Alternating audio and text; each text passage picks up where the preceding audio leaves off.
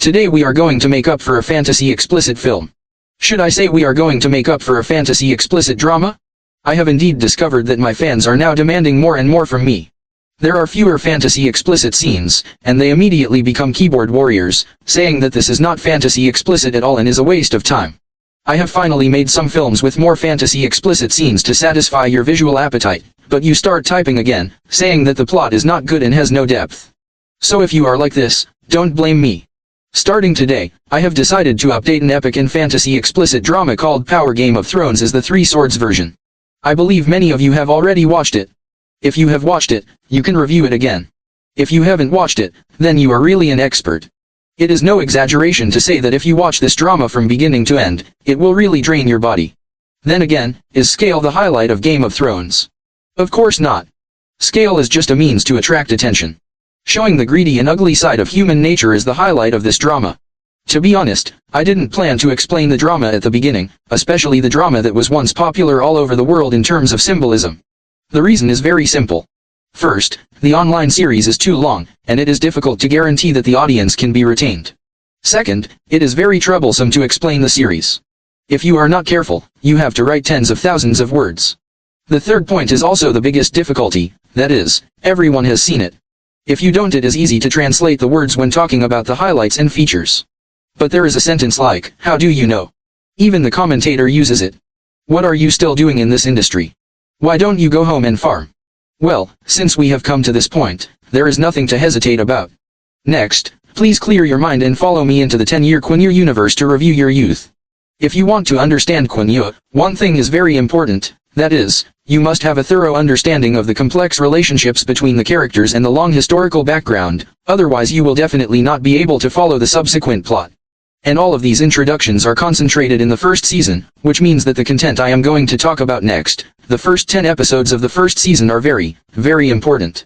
It is equivalent to drawing a big post for the Quenya universe. If you are confused in the first 10 episodes, then the rest is basically the same. I just retired. As for who died, who betrayed, and who suddenly turned against me, I must be confused. Actually, I have said so much, but I just want to express one point, that is, pay attention to the lecture and don't leave a number.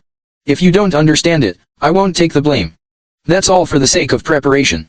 The first episode of the first season of Power Game officially begins.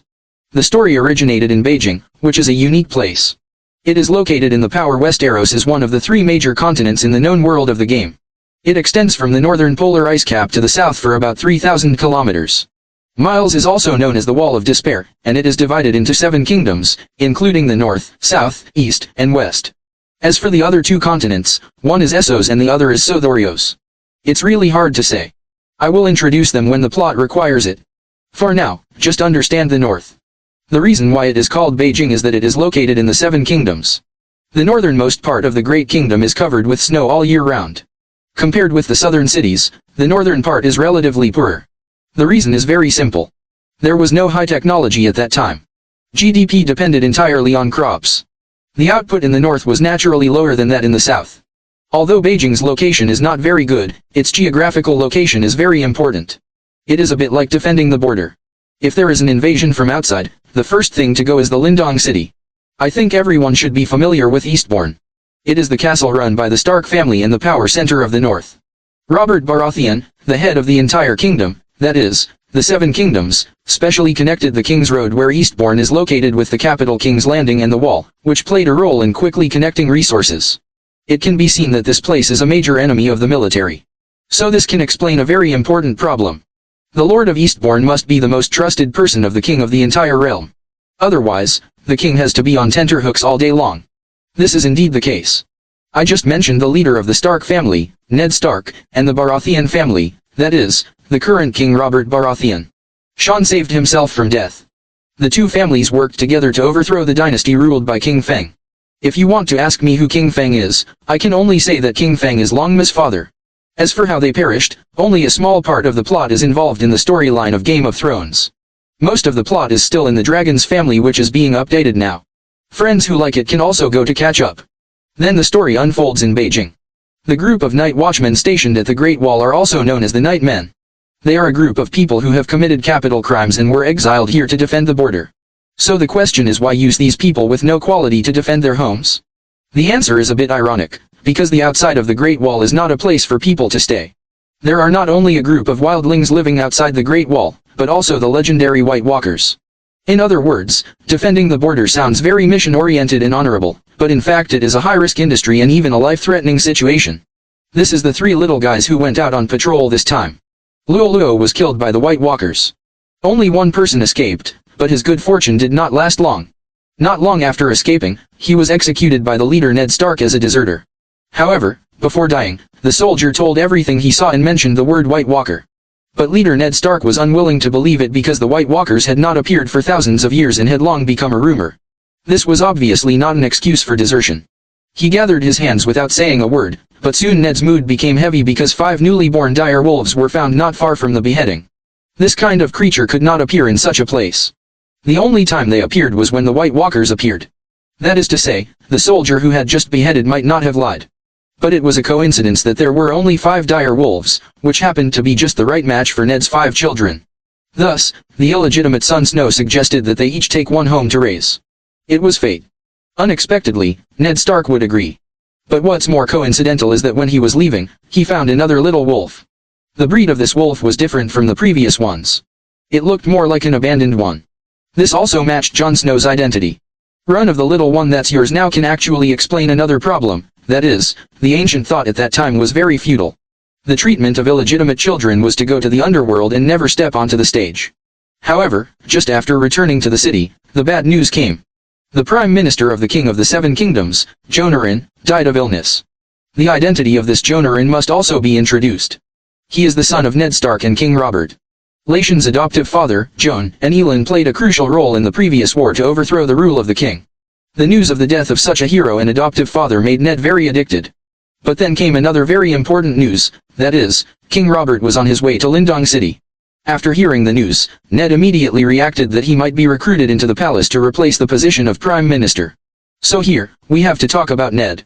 He belongs to the typical old tradition of the North, commonly known as his wife and children, taking care of himself. His only wish is to let his wife and children live a happy life.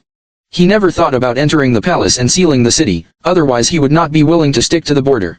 But things did not go as planned. Soon after, a mighty group of people came to Lindong City. Now I can finally introduce the complicated relationship between the characters. The first one to enter the city is Joffrey, the eldest son of the king. He is also the most likely to inherit the throne. He is also the secret crush of Ned Stark's eldest daughter, Sansa Stark. This eldest daughter is Sansa, who is very vain and wants to be the queen. The fat man who got off the horse is Robert, the king of the Seven Kingdoms, and also Ned's monk. After meeting, he couldn't help asking about the well-being of the 5 children. He greeted each of them, and then the woman who came over with a widow's face was called Queen Cersei. Adhering to the principle of not spoiling the plot, we can only say that she was a woman with an unhappy marriage. She had 2 younger brothers. One was more handsome, with blonde hair and blue eyes, and 8 feet tall. He was also the royal guard in front of him, James, nicknamed the Kingslayer. The other was called Little Devil. What about this person? Let's focus on it for now. As the name suggests, she did all kinds of evil. In fact, from this point of view, this king was very embarrassed. When the sun came, the East City had its own political affairs to deal with. The Little Devil came to the north just to taste the aunt of the northern girl. The Little Devil showed his true colors. I won't show you this part. You can imagine it yourself. After that, the old king opened the door and saw the god. He pulled Ned Stark to the basement of the Stark family. The old people of the Stark family will be buried here. First, a woman named Lyanna was commemorated. Remember this name.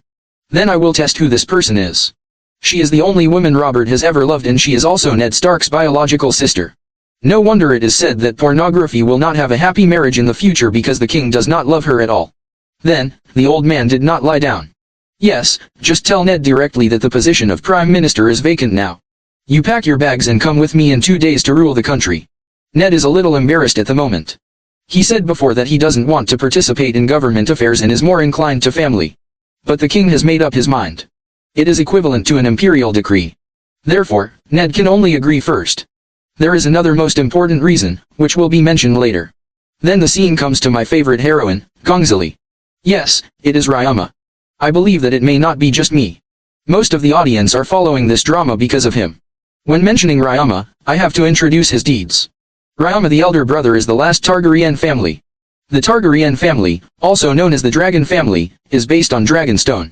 After conquering the Seven Kingdoms, they were based in the capital of the Seven Kingdoms, Warwood, and ruled for 300 years. The main reason was that they had big dragons, very big dragons. At that time, it was a good omen on the battlefield. This period of history is mentioned in the Dragon family. As it is too long, I will skip it. For the time being, I will introduce how the Dragon Mother's family, that is, the Targaryen family, was destroyed. There were 3 major events in total. The first major event was the coronation of Dolly and the rise of Aerys Targaryen. When he came to power, he went through many hardships. The family members were accidental assassination. It can be said that Aerys Targaryen grew up under stimulation, which made her suspicious and anxious when she grew up. Soon after she came to power, she encountered the rebellion in the city of Murgu.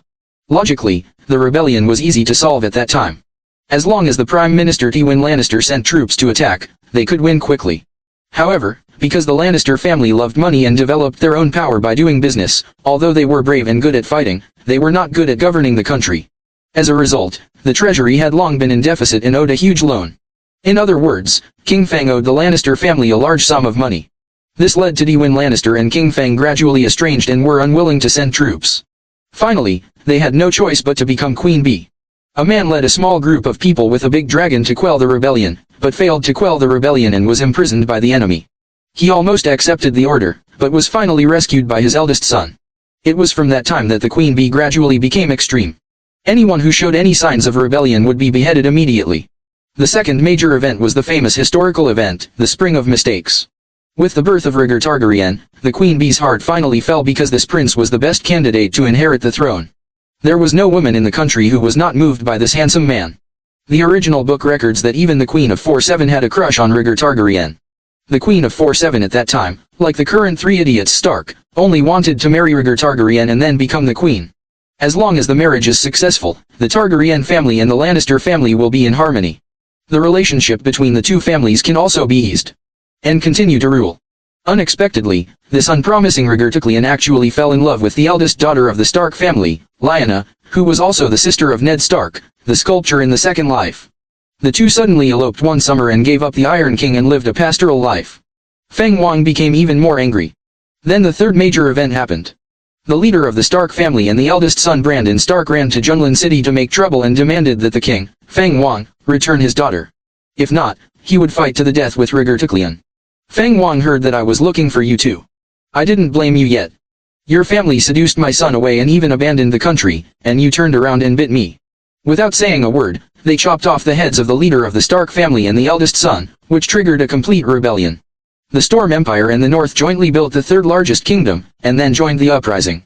The Seven Kingdoms rebelled at once, and the king's army was defeated step by step. The Westerly army finally rebelled, and it was Tywin Lannister's round cake.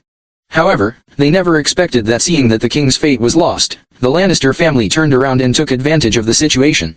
The eldest son Jaime Lannister, the commander of the army, personally took the lead in plotting against the king and cut down the Iron Pillar with a knife. Thus, a generation of Targaryen dynasty was destroyed.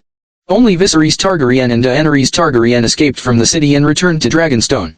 It was let me mention the brother and sister in front of me. There are so many countries where the dukedom has been crowned kings.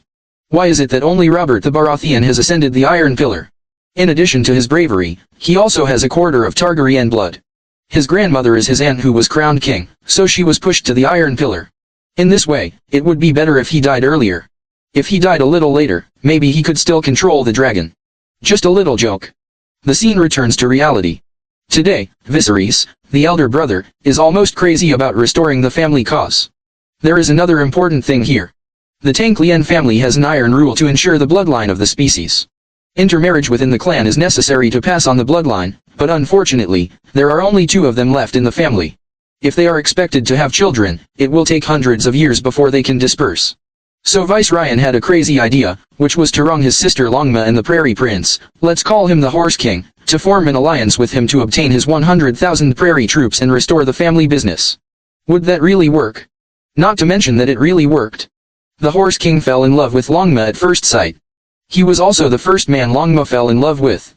But now Longma is still quite stubborn and only wants to return to Dragonstone to live an ordinary life. But reality really doesn't allow him to have such a brother. There is really no way. I wish we could go home, but they took us away. So tell me, my sweet sister, how can we go home? I don't know. We go home with an army. With Khal Drogo's army, I will kill his entire tribe. Even 400,000 people and their horses must be killed. If that's all, Sansa is much happier. They are both daughters of noble blood. Sansa lives in a sweet jar and only wants to marry the eldest prince, Joffrey. Today, the celebration banquet is held. The king has come and must be treated with delicious food and drinks. At the banquet, the king did not act at all and was intimate with the waitress. It is easy to understand.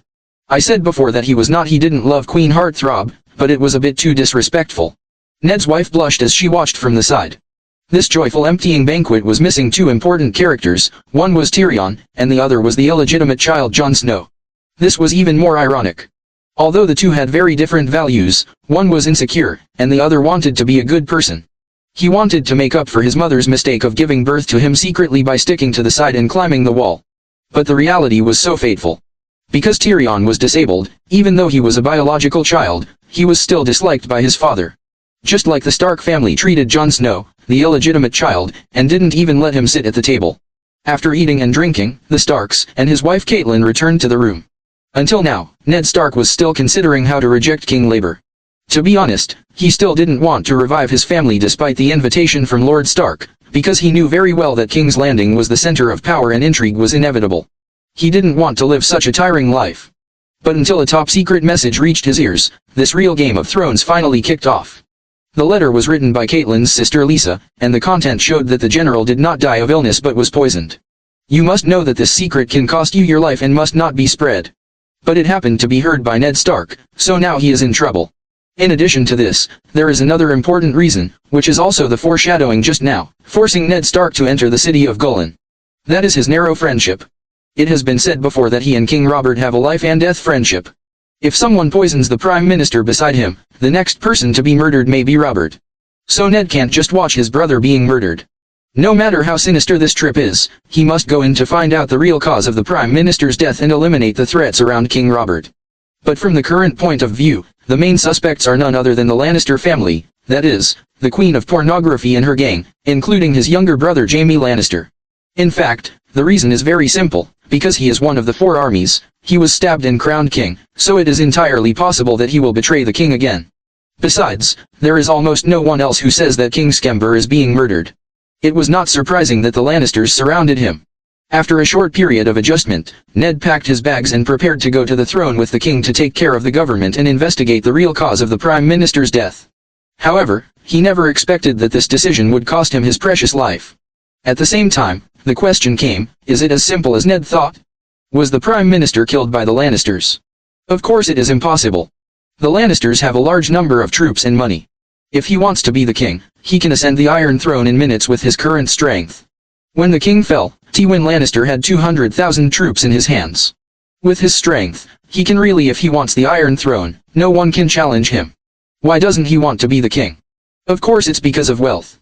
As I said before, the Lannisters have been doing business for generations. The reason why he and King Feng were alienated was because of a big disagreement on financial issues. To put it bluntly, King Feng owed the Lannisters a large sum of money, which led to Tywin Lannister's refusal to send troops to help King Feng. It is exactly the same as the current situation. Robert is now an empty shell. The king's treasury has long been in deficit, and the people are even more unwilling to accept it. All the money has been taken away by the Lannisters, so the Lannisters will not be able to take over this mess.